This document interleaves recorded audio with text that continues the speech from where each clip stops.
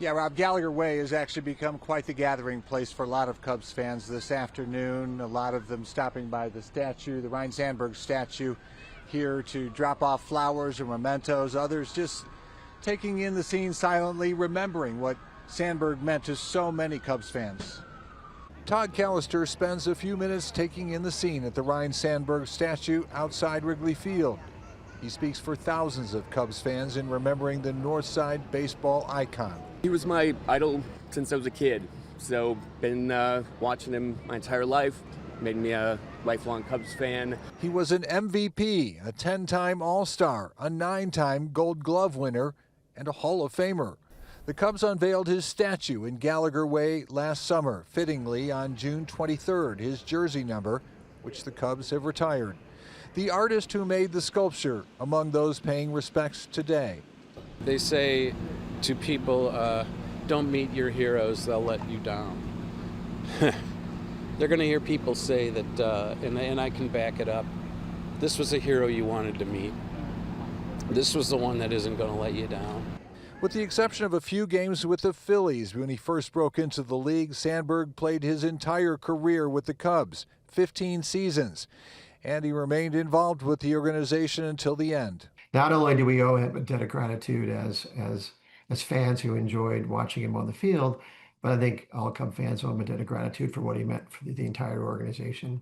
Cubs owner Tom Ricketts says the team is working on plans for ways to honor Sandberg through the rest of the season, including wearing special patches on their uniforms. Longtime Cubs beat writer and columnist Paul Sullivan says Sandberg redefined the second base position. He started out with the Cubs as a third baseman in his first year, moved over to second, won a Gold Glove his first year at a new position, which is almost unheard of, and then just won it every year ever since.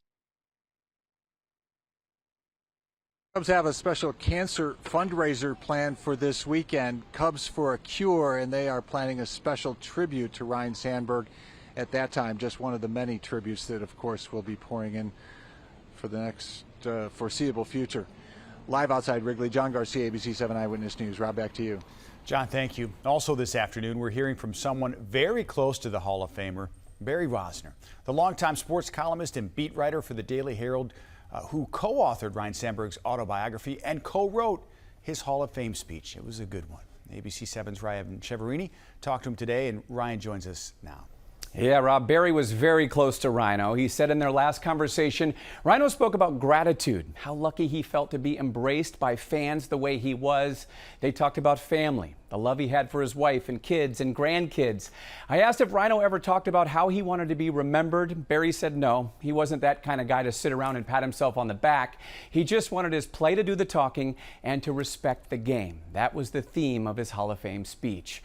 We saw Ryno throw out the first pitch at Wrigley last April while he was battling prostate cancer. He always remained positive and upbeat, and this past January he was introduced at the Cubs convention to a huge ovation. His blue-collar approach, quiet leadership, and humility made him so beloved and so relatable to fans. He knew he was great, but he took that as a responsibility. And that humility and that desire to bring that every single day was why he wound up in the Hall of Fame. Humble, absolutely, dedicated, honorable, decent, dignified, and respectful. If you were raising your kids to watch an athlete, this is the guy you wanted them to watch. He was everything you could hope for in a professional athlete, and dare I say, we might not see another one like him in our lifetime. Beautifully said. And I can't tell you how many fans have expressed how Ryno was their childhood hero. Even Bears head coach Ben Johnson saying that today before his press conference.